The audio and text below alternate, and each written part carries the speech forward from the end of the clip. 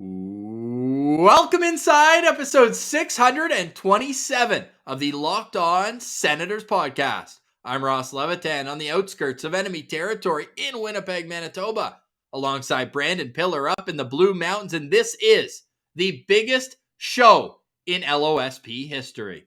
We welcome on the Ottawa Senators general manager, Pierre Dorion, and he gets into his scouting days, Erik Karlsson talk, and Ross, he had to push our interview from 10 a.m. to 3 p.m., but we'll give him a pass on that because of what he was up to. The Ottawa Senators have extended Tim Stützle, the superstar himself, to an 8-year deal worth a total of $66.8 million. It's the richest deal in franchise history. We'll get into that and a whole lot more, and it's all brought to you by our friends at BetOnline. More props, odds, and lines than ever before. Visit betonline.net. It's where the game starts. And now the show starts. This is the Locked On Senators podcast. It's your team every day. Locked On Senators, your daily podcast on the Ottawa Senators. Part of the Locked On Podcast Network. Your team every day. Thank you for making Locked On Senators your first listen on this Friday, September 9th. We are free and available on all platforms, including on YouTube, where the best way you can help the show grow is to simply just click the thumbs up button. It really helps us out. Also, subscribe to the channel because that way you'll know when new videos go live. We are putting out a video a day on our YouTube channel, from organizational value rankings that just wrapped up yesterday to the behind the blog feature that will continue this weekend. And coming up, we're going to talk to all of the Locked On hosts from the Atlantic Division. Pilsy, all that pales in comparison to the news that Tim Stützle has signed an 8-year contract. He's an Ottawa Senator until 2031. That is just wild. What a time to be a Sens fan. And Ross, to quote our friend from Welcome to Your Karlsson Years, James, he said, "Our cup runneth over with good vibes as Sens fans." And I mean, that just couldn't be more than true. We got Pierre Dorion on the show. Timmy, our guy, just signed an 8-year deal, still in his entry-level contract. The whole core is locked up. There's no need to stress. There's no need to worry. We can just enjoy, soak in these good vibes, feel the excitement for the Ottawa Senators. And I feel like we've said this probably 100 times, Ross, but I cannot wait for the regular season to get started. I mean, I'll even give it up for preseason and rookie tournament because I need to see Sens jerseys on the ice. But the regular season is now finally an exciting time to be a Sens fan. And quick note, we will have tickets available. I know some people are getting excited that they're not showing all the tickets on Ticketmaster. We have confirmation from our ticket rep that there is at least 75 tickets put aside for us in section 320. So you don't have to DM us. We will post it the moment it's available. And don't worry, you'll get your tickets. Absolutely. Don't get scared and be like, the link's not up, I'm just going to buy my own tickets. You're going to miss out if you do that. We got you. Be patient. We're doing what we can. I promise you that. The link will be out soon. A Pilsy promise. That's about as good as it gets right there. Absolutely. Yep. So whether you did get your tickets, no problem if you did. We'll meet you at Stanley's before the game in the beer tent. We're just absolutely riled up to get October 18th underway. I'm even more fired up because it's closer to the Sens in Winnipeg, where we have all but confirmation that all 3 Nodak Sens will be in the lineup. Of course, Grand Forks just a 2-hour stone's throw away from the outskirts of enemy territory. So Pilsy, we made a video on these Tim Stützle signing. That's available on our YouTube page, 16 minutes long, deep dive into what it means going forward. But if you're just listening to our shows, it's another reason to subscribe to the YouTube channel. That being said, when we recorded, immediate reaction, we didn't have the specific terms of this contract. We knew it was 8 years. We knew that it kicked in after this upcoming season, and we knew that it made him the highest paid Ottawa Senator at 8.35 cap hit per season. But now we can pull up the breakdown of the contract, which does matter, especially when you're a team who focuses more on the internal budget than on the salary cap. And it's pretty friendly when it comes to that. Pilsy, why don't you run through the breakdown for our audio listeners? Everyone else can see it right now up on YouTube. Yes, so this is the real dollars breakdown. So 2023-2024 season, the first year this contract kicks in, $5 million. Next season, $6.5 million. 2025 to 2026, $9 million with similar dollar amount the next season. So 2020, 2027, $9 million in real cash. Then 2027 to 2029, so 2 seasons are going to be $10 each. Then this is kind of funny. The next year it goes down by 0.1 million. So from 2029 to 2030, 9.9. And the final year of Tim Stutzle's contract that he just signed, this is not a typo. That will be 2030 and 2031 season. We're talking a decade away from now, essentially, 7.4 million. And important to note, Stützle has a 10-team no-trade clause that kicks in at the start of the 2027-2028 season, and that was done to just mirror the Josh Norris contract status of when his no-team or 10-team no-trade clause kicked in. So that was a very easy kind of comparison there. 100%. And we love the way they did it too, right? Tim Stützle said in his interview afterwards that he couldn't even tell his family because they wanted to surprise the guest bloggers, and they had all the media there for the startup. They discussed what's going to happen in the concessions, in the marketing, all that type of content and conversation. And they thought they were doing a Q&A with Alex DeBrincat. It did happen. But little did they know they were going to get to witness the most expensive contract ever signed in Senators history. And no, it wasn't Brady Tkachuk because his was only 7 years. Thomas Chabot previously had the record at $64 total million throughout the length of the deal. And Tim Stützle just upped it by $2.8 million as the most expensive deal in Sens history. Boy, the winds of change are here, and the core is locked up long term.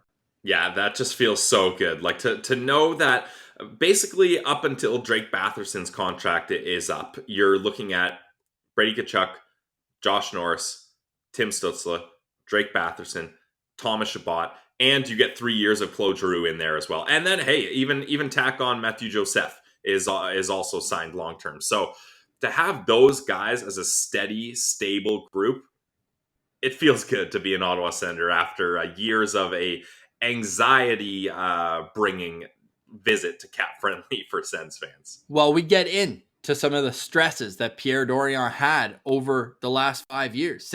I love the smirk when I brought up the 112-page document. It got a good little chuckle. I think he was in great spirits. Why wouldn't he be? But my favorite part, I'll just let you hear. We'll come out and debrief on it on the other side. Before we get to the Ottawa Senators general manager, still feels wild to say. Pilsy, you got a quick word from one of our favorite friends. Yes, it was our presenting sponsor. It's betonline.net. Guys, hockey season is just around the corner. Football season has already started. First game was last night. Basketball season is close behind hockey. So you want to make sure you're getting ready for all your sports gambling needs. And they Pilsy parlay of the day season. Oh, no, I'm not ready for that. Well, I need to get ready. And the way I can get ready is by going to betonline.net. It remains the best spot for your sports scores, podcasts, and news this season. And like I mentioned, it's not just hockey, guys. They got baseball still going on. I forgot that. Football, basketball, golf, UFC, boxing, whatever you want, they got it. It's the trusted online sportsbook of the Locked On Podcast Network. Head to the website today or use your mobile device to learn more about the trends and action. Guys, it's betonline.net where the game starts. All right, now let's get to our interview with the GM of the Ottawa Senators. Here's Pierre Dorion. All right, we now welcome on a very, very special guest on a big day. This man is an Ottawa native, and he spent more than half his life working in the National Hockey League, first as a scout for the Montreal Canadiens and New York Rangers, and then been with the Ottawa Senators since July of 2007, first as a chief amateur scout, then assistant GM, and now he's got t-shirts printed out for the summer he's just had. Pierre Dorion, welcome to Locked On Senators. How are you doing today? Good. How about yourself? Oh, we're doing all right. I like that smile. How's your summer been? Busy.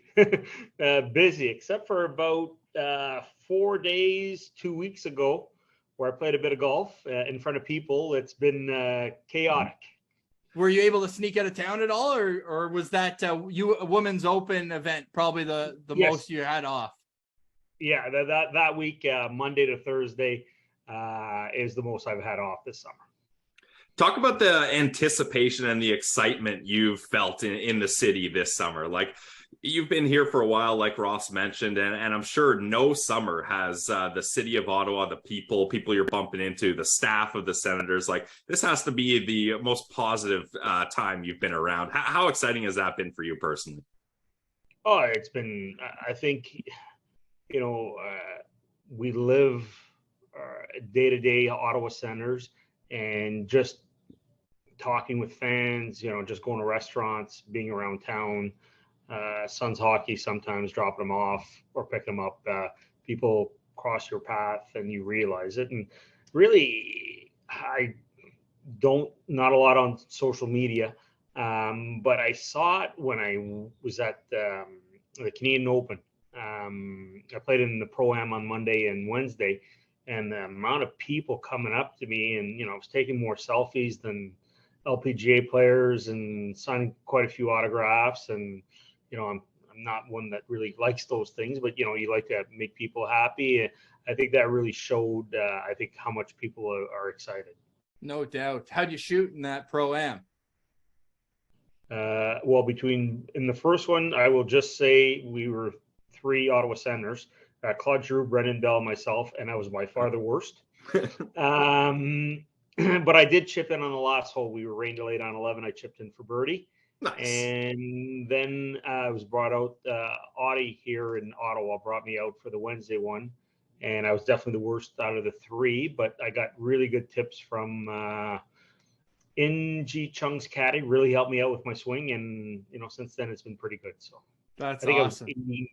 I think 89 that day. That's so good. If you ever don't want to be the worst, just bring Pilsy or I out, and we'll make you look a lot better with our games. Jeez, but that's story for another day. We always start these interviews off the same way, and I know there's some big news we got to get into. Of course, Tim Stützle extending just hours before we chat, but we always like to rewind the clock all the way. How did you initially fall in love with the game of hockey as a young kid? Well, watching the Montreal Canadiens on Wednesday night, sneaking, they come on, I think midway through the second, or I know you missed the first, and then watching them Saturday night, with the TV on, and that's how I fell in love with the game. Guy Lafleur was my favorite player, and I think that's why I'm a right shot. Yeah. And then, I think as a young kid, just loved hockey. I lived in the suburb of Ottawa back then, on Innis Road, and where we lived, Queenswood Heights didn't exist. Now it's like, you wouldn't believe, but we went in the yards and played hockey all day long, played baseball all day long, and that's what we did. We're always outside, and there was no such things as PS5 now, I think it's up to, and no such thing as that when we were kids. We were always outside. That's how I fell in love with the game of hockey. Yeah, you're just making sure you're home before the street lights are off, eh? That's a typical rule usually. Now, I'll alter that question just a little bit. When did you fall in love with kind of the other side of hockey, the scouting, the management, the off-ice part, the business of hockey? When did that kind of really start to interest you? Well, I knew at a fairly young age that I didn't have the talent to be a pro hockey player. Goalie, though, right? Yeah, very bad goalie. And join the club. I knew that it wasn't going to happen for me. So at that point in time, my father was the head scout for Central Scouting, and also before he passed away, he's the head scout for the Toronto Maple Leafs. So that part always interests me. He forced me to go to university before I got into this line of work, and it was something that always excited me, analyzing, evaluating players. Never thinking that I would be a GM one day. It was more about, let's be a scout and see where that takes me. But he always wanted me to fall back on my university days or degree. So just a quick math on that. You were about like 21, 22 when you got your first job in the NHL? Yes. Yeah. I just finished university. I was still scouting part-time at the time they were Niagara Falls Thunder. They're called the Erie. And before, at the same time, I was like in charge of hockey operations for the Ottawa Junior Senators.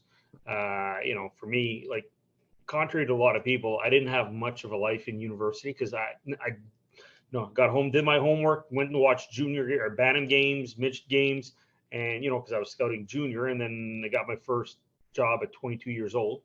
or late 21, almost 22, to be with Montreal as a part-time. And I was very fortunate that halfway through that year, they gave me a full-time job. So I was able to, to do that. And then a few years after that, I got to be their chief scout, worked there for 10 years. It was a great experience working in Montreal.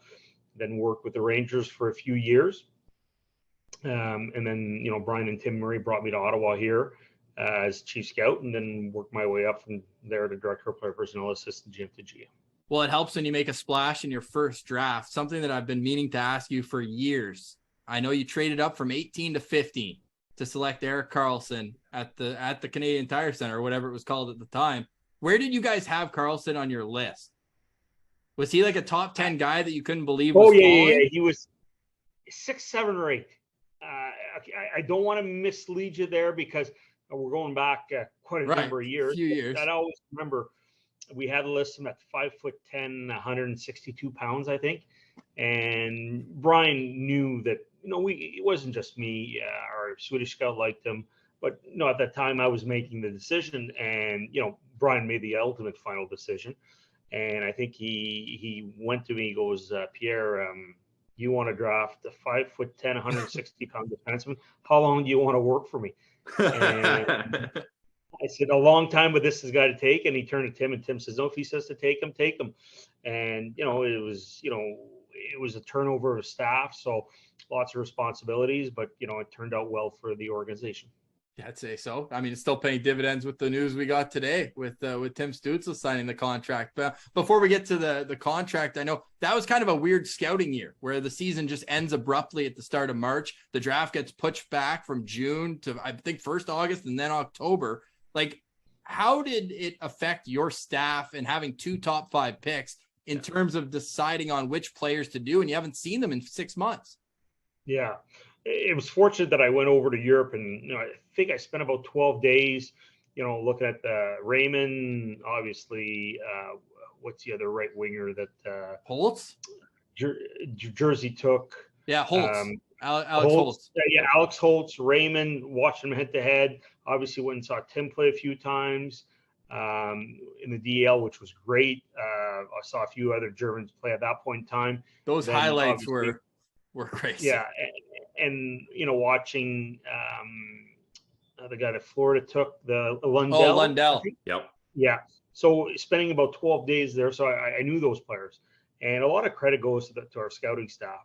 Obviously, when it gets to be high first rounders, I'll get involved. But they'd set the table to these are the guys to watch and give your opinions on, and it's the same thing when we drafted Brady or high picks. I get a bit more involved. But the staff, we were ready for all scenarios, and drafting Tim at 3 was something that was almost a no-brainer for us.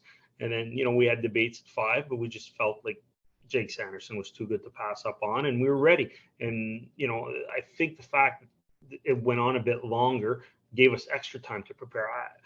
I don't think that all scouting staffs are well prepared, but we really dug in. We had a lot of meetings. We were prepared for every scenario. For that one.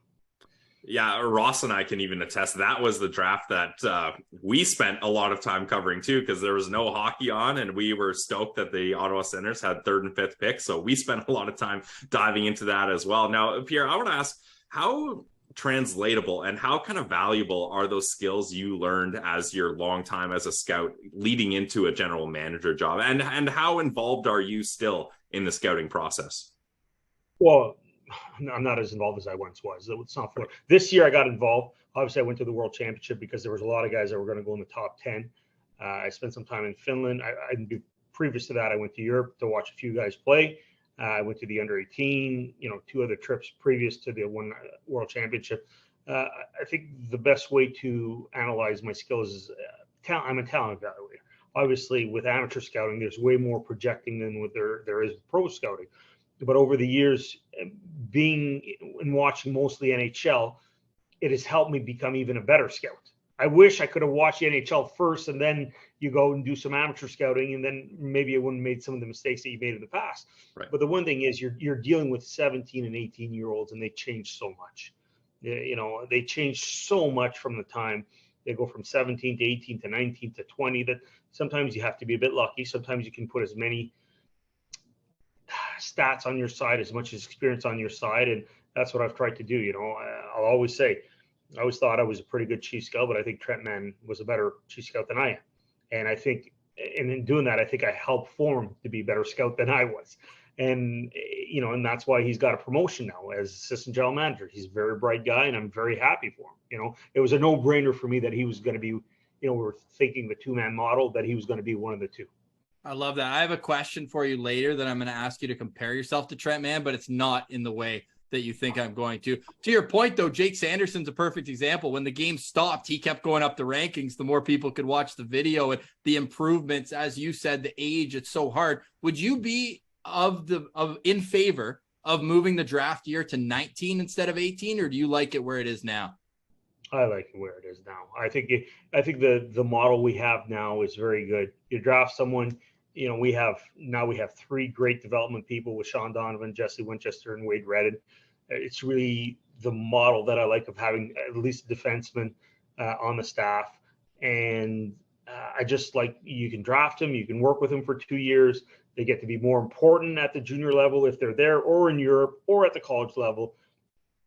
And then you can move forward. I think, you know, there's a few instances where moving them to a 19-year-old draft, you know, I like the model. I like it makes us work harder, you know, because you get closer to 19, they're a bit more of a finished product. A year makes a big difference. But at the same time, you know, they're adults. They can decide for themselves, you know, even though you only get the few. But, you know, there are times at 18 years old that, you know, that 1 year can make a difference as an impact. You know, they're at the top of the draft. We all were happy to see McDavid at 18 years old in the league. We're all happy to see Austin Matthews. Yeah.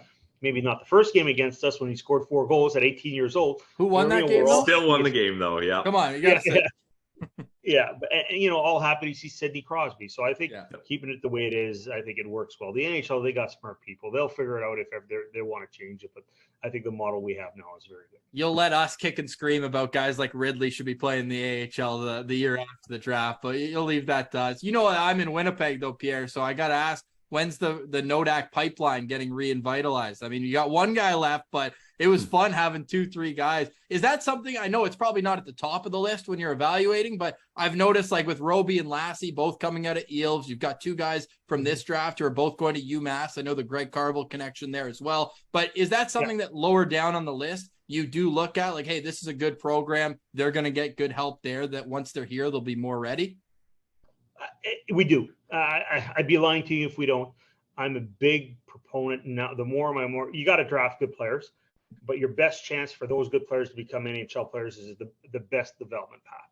You know, there's certain programs in junior that definitely don't want our players to go to, but we're still going to draft the best players. Development is such a big part of it. And, you know, we know we got 2 guys going to UMass. Greg Carvel is one of the best coaches in college hockey, if not the best coach in college hockey. You know, the guys are getting better. They're getting better.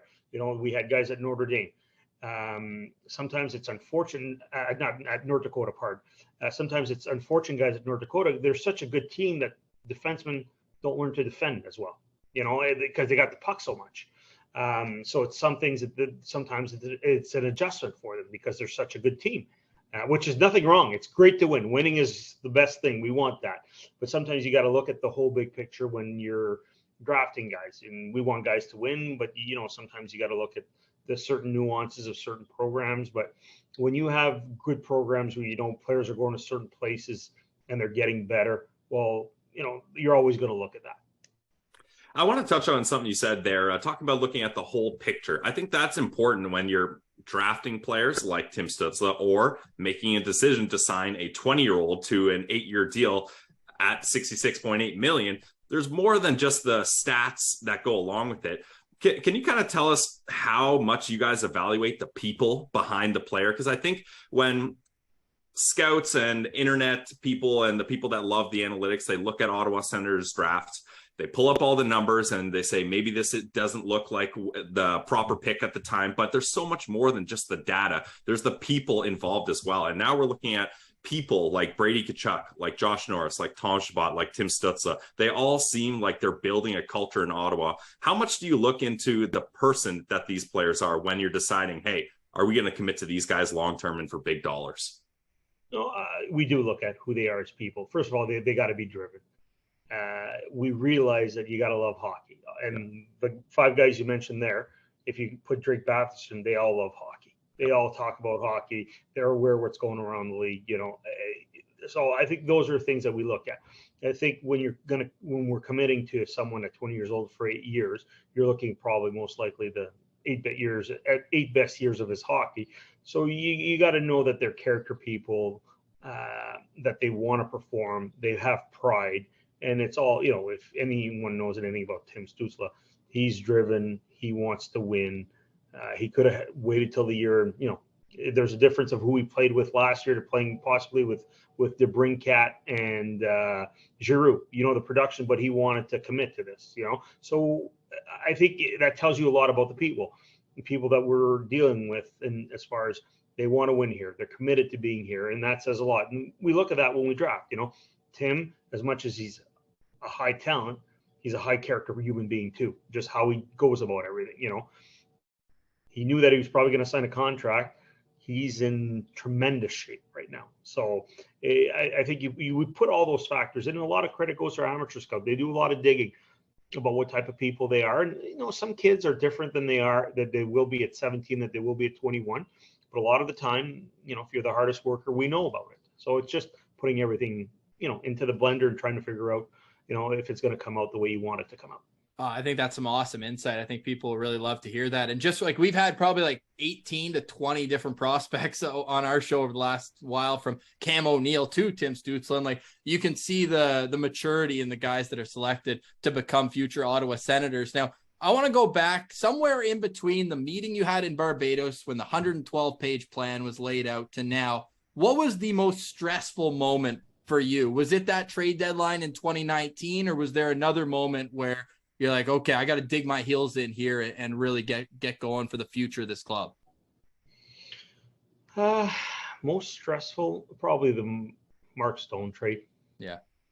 Because it went right down to the wire too. I think it was with like 15 minutes left before the deadline. Yeah.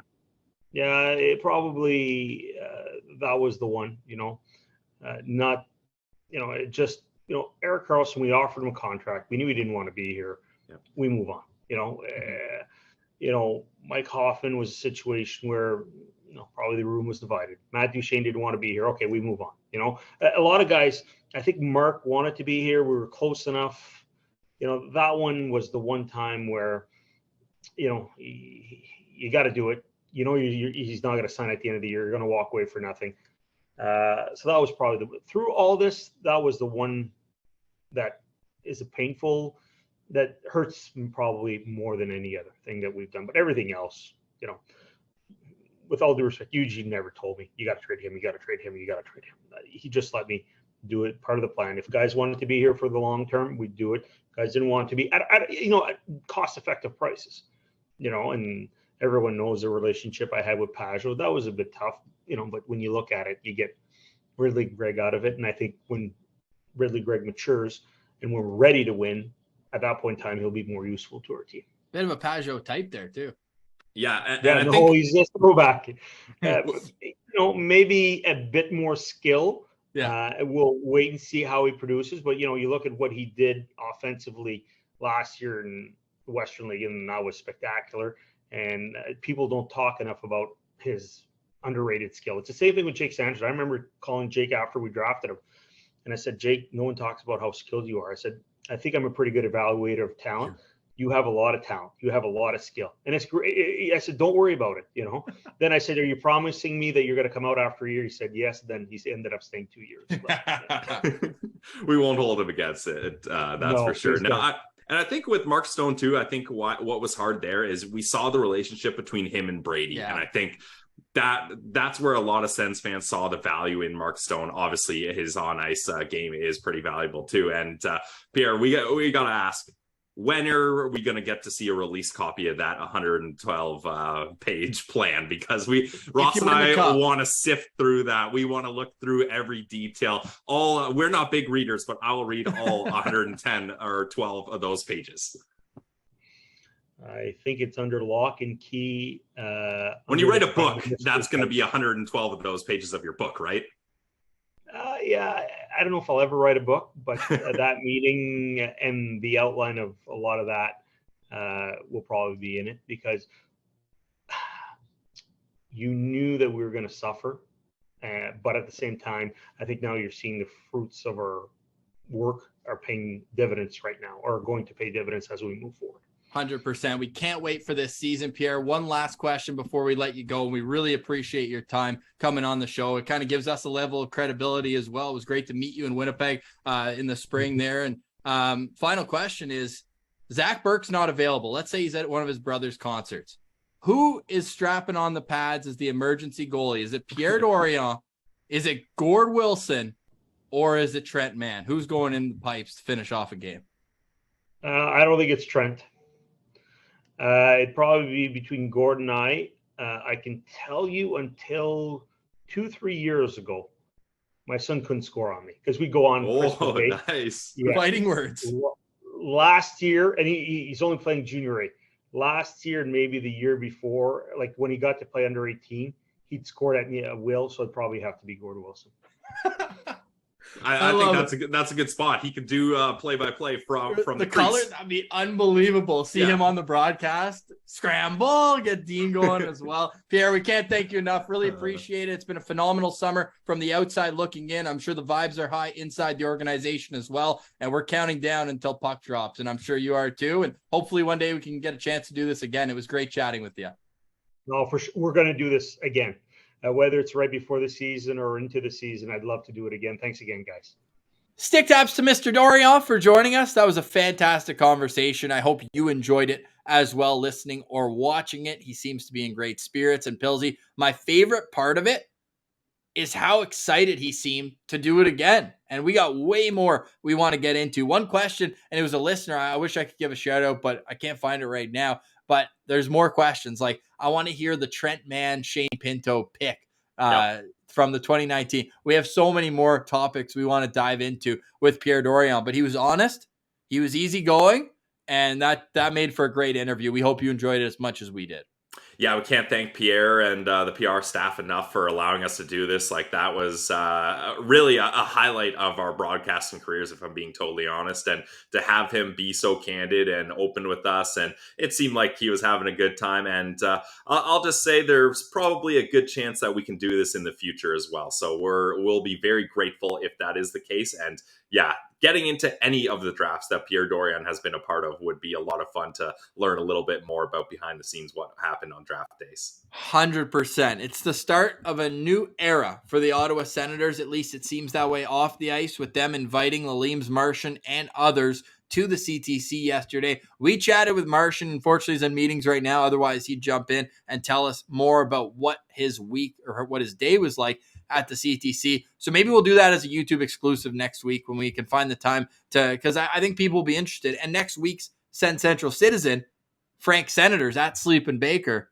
he was also there. So we're going to get some boots on the ground feedback of what it was like, what you can expect going in to the CTC as a fan next season. It's going to be so much fun, man. It's been a long summer. It's been an exciting one, but it's time. Like, once Labor Day hits, especially, like Pilsy, next week, the rookies are reporting to camp, and we see the Sensplex is just loaded with Ottawa Senators now. I bet you Mackenzie Weegar's still sneaking his way in here, eh? That guy wants to be on the Sens so bad. No, but in all seriousness, we saw a great photo. I think our friend Daniel posted a photo with Crooker. So Crooker is the fifth boots on the ground, ready to go. Yes, Daniel was the one who posted that. I'm actually going to pull it up because Crooker's flow. Like, I mean, come on with this guy. Excited to see Crooker get the opportunity this upcoming week to exercise those demons from the rookie tournament. As you can see there, look good, feel good, play good. Shout out to our friend Daniel for posting that one as well. Huge. Yeah, we love to see Crooker mixing it up with the fans, as he's a good salt of the earth West Coast guy. And Ross, speaking of the winds of change, also some big Twitter off-ice Sens news. The Queen died? No. We do need to get into those serious political issues on this show, so we will do that at some point. But next time on Locked On Senators. Something that has been very new for my Twitter experience is seeing Bruce Garriock content on our Yes. timeline as we are burying the hatchet with Bruce. We unblocked and followed, and likewise, it was returned. So, look, all I want to say is the winds of change are here. If you're a Sens fan, there is no need for any pettiness towards other Sens fans. We're all in this together. It's a rocket that's going to the moon. If you're beefing or having lame Twitter wars, or you have some sort of rivalry with other Sens fans, just you can stay on Earth while the rest of us go off on this rocket ship, because it's only positive vibes, at least from me, and I'm sure I speak for Ross as well. It's only positive vibes. We're just looking to make the experience of a Sens fan better. And hey, if Bruce is willing to also have the same motives, why not? So maybe something with Bruce Garriock is in the works for the future here. Yeah, well said. I appreciate that, and I get a little caught up there. Not that anything we said was kind of like over the top. We weren't making fun of him or anything. Like, obviously, I had that one experience while I was at TSN, but that's all in the past. And it's not like he tried to get me fired. I think some people took it as that. I think he was more like, "Who is this guy?" Right? Because I'd been popping up on Sens Twitter, and I was in Toronto. But anyways, the past is the past. We're excited for this new era. I think that was really well said. And it goes for, I mean, there's corners of the internet. Not everyone's going to like us. That's fine. But when it gets personal and when it gets like petty and you got to subtweet us all the time, like, do it. We're not going to engage with it. I think I've learned a few lessons over the years with that. Sometimes it worked out with engagement, but it's not worth it. It's only good vibes going forward here. The only thing we're missing is the bike helmet and shades from being like an all vibes podcast. Maybe we got to get that for the season opener. But next week, man, next week, the guest that we thought we were going to line up that I didn't tease, you know what? It's a big day. Why not? Timmy agreed to come on. Certainly, he had other things going yesterday, signing the new contract. By the way, can we end off by saying how amazing it was what he said on TSN 1200? What are you going to buy first? And he goes right to his parents, and they're not going to have to work anymore. That, like, I played that for my girlfriend. I'm sure she won't mind me saying that. She literally started crying and like tearing up. Like, that's what it's all about right there. And as you just heard Pierre Dorion say, these guys, they're drafting people as well as hockey players. And that was a super touching moment to hear him say that the first phone call, he's like, my parents don't want me to do this, but it's what I believe I have to do. This kid was raised right. And we're excited to get the opportunity to chat with him one of these days. I'm not going to be bugging him right now. This guy's got so much excitement going on. He's trying to create chemistry with his new line mates, but that was awesome to hear him say on 1200. Yeah, exactly. And that's the kind of people and culture the Sens are culminating here. And that's why, as Sens fans, like, yeah, what do we have to be negative about? There's no need for negativity. We got Timmy locked up. He's a good dude. We got all our dudes are locked up. I'm just feeling good. So I'm just spreading the Pillsy positivity. That's all it's about. It's all positive until the parlays get back in the mix, eh, bud? We'll see. We'll see how that goes there. But it can't be any worse than it was before. No, should we wrap up? So we're not officially allowed to announce this right now, but I love them so much. Next week, I just hope you guys are hungry for shawarmas. All right? And I want you guys to be hungry for shawarmas. Extra garlic, extra pickled turnips, and maybe make it a platter, because you can share one of the platters at Shawarma Palace with literally like 3 families the size of these things. They're unbelievable. I can't wait to get to Shawarma Palace, and some great news coming next week, if that wasn't obvious enough, right here on Locked On Senators. Pillsy, any final words as we head in the weekend? Do we know our schedule yet for next week? What we can tell you for sure is that starting on September 19th, right at the end of the rookie tournament, Ottawa Senators training camp opens on the 21st, the Wednesday or Thursday, the 21st of September. It's a Wednesday.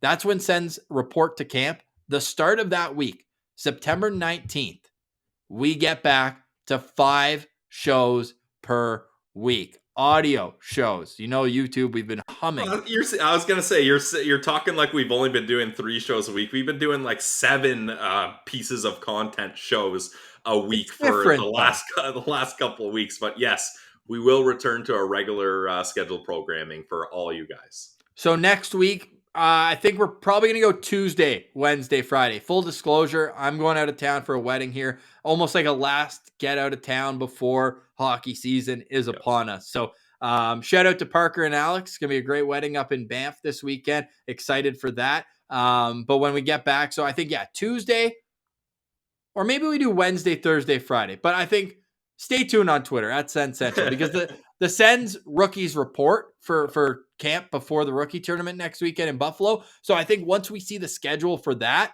we're going to plan our episodes accordingly. But you're going to get 3 episodes next week. There's definitely going to be one on Wednesday with Frank Senators, Sens Central Citizen. We're going to continue to do that every Wednesday. And then definitely one on Friday. Either Tuesday or Thursday, you're going to get the other one. But we're going to let this Pierre Dorion episode glide a little bit and have some fun. And then we're coming back ready for the 2022-23 season. Pillsy, this is going to be a hell of a year. Yeah, it's shaping up to be one hell of a year, that's for sure.